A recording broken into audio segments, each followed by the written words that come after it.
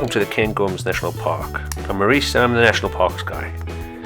I started my drive around the Cairngorm National Park from Pitlochry, and we headed up to Carnoustie, along past Blair Athol, the castle. I'll show you some of those pictures in a wee while, but we'll get on the road. So where can we go? Well, as you can see, the roads are pretty good all the way up to the national park, and we just peel off the A9 here and we head on through into Pitlochry. And I've got to admit, I went first of all to the information centre in Pitlochry, where I met two amazing representatives, and they helped me out with some flyers and some leaflets and some information about what I could do and what I could see while I was in the national park. This is the information centre there, so fantastic place. I headed on then through Pitlochry, and I headed on to Blair Athol, but I didn't take the main road, I took the back road, and you can just see that these are the back roads here. All very good, very well with tar, macadam, and some great sights. I definitely recommend taking the back routes. You get to see castles and you watch the changing scenery. If you've read the article already, you'll appreciate that I think that the park is a bit of a dumpling. And the reason I say that, it looks like there's this massive mountain range right in the middle, and there's a road and various smaller side roads which go around it, so keeping the interior of the park very well kept. That's a grouse, by the way. I saw that on the way on my journey. I stopped, it didn't move until I opened the window. There is a place for you to stop while you're on your travels, halfway up towards Carnoustie. There's some food there, but it does close around about 6-7 o'clock, so I wouldn't wait until too late. In fact, I think it was actually 5 when they got closed. Sheep always great, watch out for them. They have rights on the roads, so take care as you're driving along. And a lot of these roads will take you straight out and back onto the main road. This is Rathbun Barracks, right up near Carnoustie. It's a free ruin. You can go and have a look at it. It's been there since time immemorial, about the 1700s. It's been there, and it was pretty much destroyed by Bonnie Prince Charlie and his army. But quite a nice views from up top. I made another wee YouTube video on this castle, this barracks, because it was so good just to wander around and see the sights that I thought a separate video would do. So day 2, I pretty much left where I was and I headed up towards Aviemore. I wanted to go up to the Cairngorm mountain area.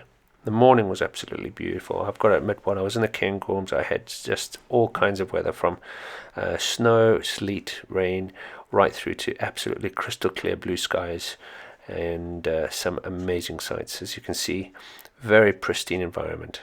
There in the distant hills is pretty much where I'm going to go. And this loch that you can see at the bottom here, you'll actually see from the top in a moment when I get up to the top of the mountain range.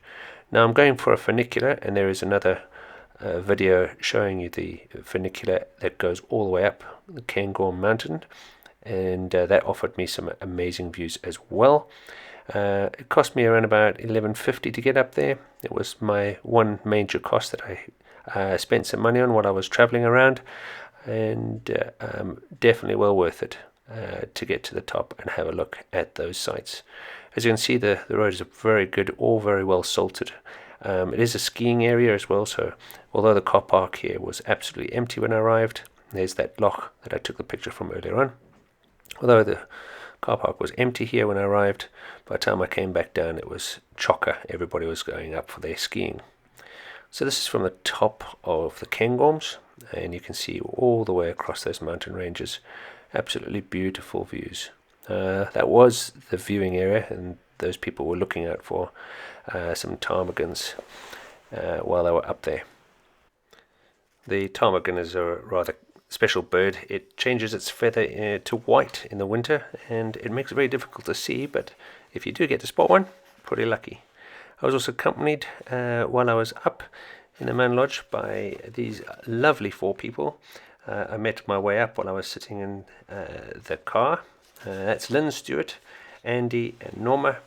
They very kindly allowed me to sit with them and told me some stories, and we had a great time just reminiscing and talking about the wonderful views and scenery that was about. When I came down off the mountain, you can see that the car park was pretty full. Everybody had gone skiing because there's just such good snow.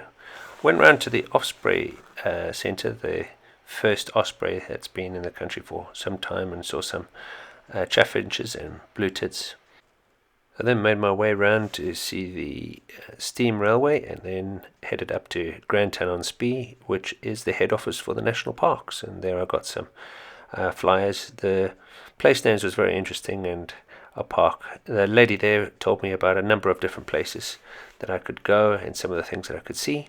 It was very interesting speaking to them and seeing the work that they do for the national park, all the planning that is involved in making sure that the millions of visitors that come to the park each year are catered for and respect the park, and the park is kept to a high standard. That night I went back to Aviemore, and then just along the road there is the Cairngorm's Lodge Youth Hostel. I have to make mention of them today because they are one of the best youth hostels I have ever stayed in. I got up very early in the morning and then headed back out on my way to go and find some more delights. As you can see, I left Aviemore and headed north around the top, and then took the tourist route, which at the time the snow had just started to fall, and the route was getting pretty thick with snow. But I am really pleased I carried on, because the road had been salted a little bit further and was absolutely clear and proved to show me some amazing views. I saw a sign which said Glenlivet Distillery, and I thought, well, it would be nice to go and see Glenlivet Distillery, so I drove all the way up to go and see them.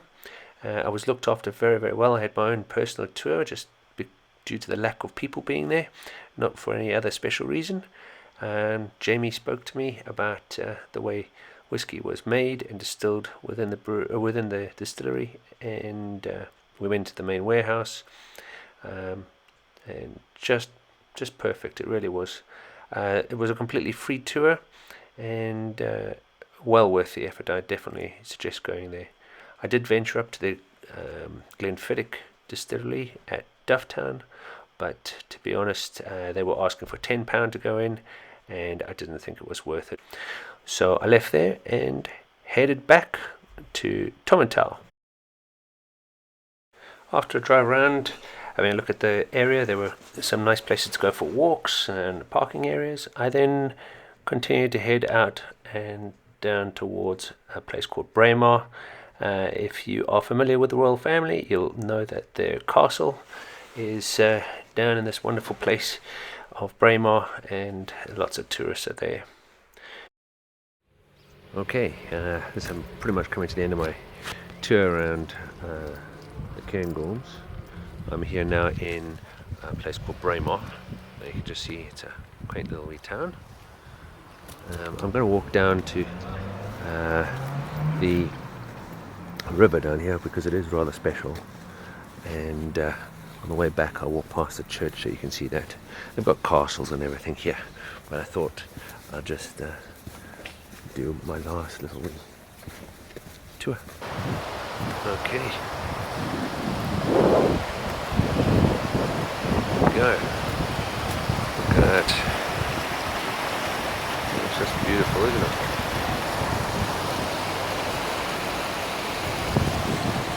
That just goes all the way down. Yeah, we've got this beautiful little town. Okay, I said we're just going to head up to the church because it is a lovely stone building, wonderful architecture. Just check the road there, and here it is.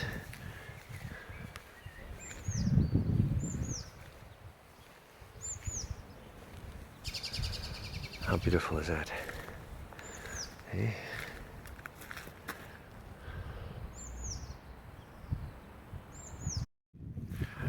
No such luck today.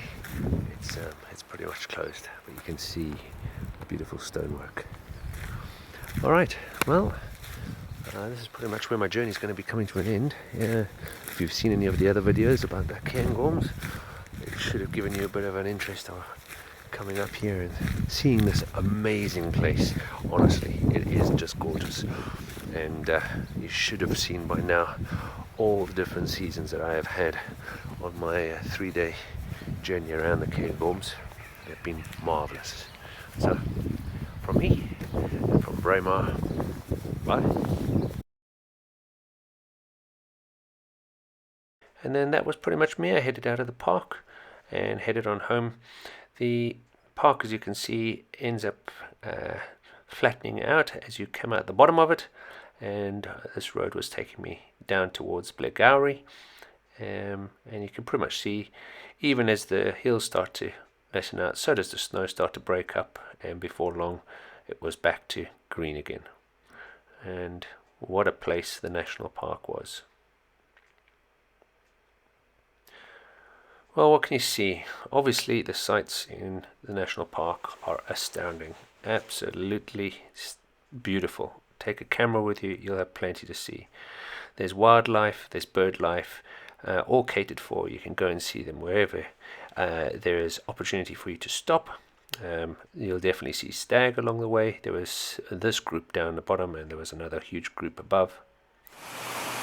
I even had the fortune of seeing a woodpecker coming down to eat while I was having a cup of coffee by the river. Obviously there's quite a few distilleries in Speyside, lots of ruins, lots of castles to go and see. Some are paid for, some are completely free. This one I did another YouTube video about, so you can find out about that later on. Walking is obviously a big part of the Cairngorms. The guides that you can do, that you can read up on, will definitely interest you. But there are a few different things to do. So if you're in the Cairngorms, you can look at reindeer, or you can even go with some dogs, go on the steam train, all a little bit different. While I was at Glenlivet Distillery, I also met Charlie, who has Argo Cat tours, where he will take you out into the countryside and get really close to nature. Skiing is obviously a big part. These are the other 2 ski centres, so there's 3 in total in the Cairngorms. Lecht Ski Centre, and this is Glenshee. Both were freezing when I was up there, so make sure you take something very warm when you go. Staying is not a problem. I would definitely ask at Pitlochry whereabouts you could stay. There's plenty of flyers there. I've already told you about the youth hostel, perfect place to stay. Up at the mountain area, there was a place to stay. In all the towns were bed and breakfasts. There was lodgings all over the place, and you could also camp. So that was the Cairngorms. I'll leave some links in the description. Make sure you subscribe and comment. Hope you enjoyed the Cairngorms National Park. Cheers.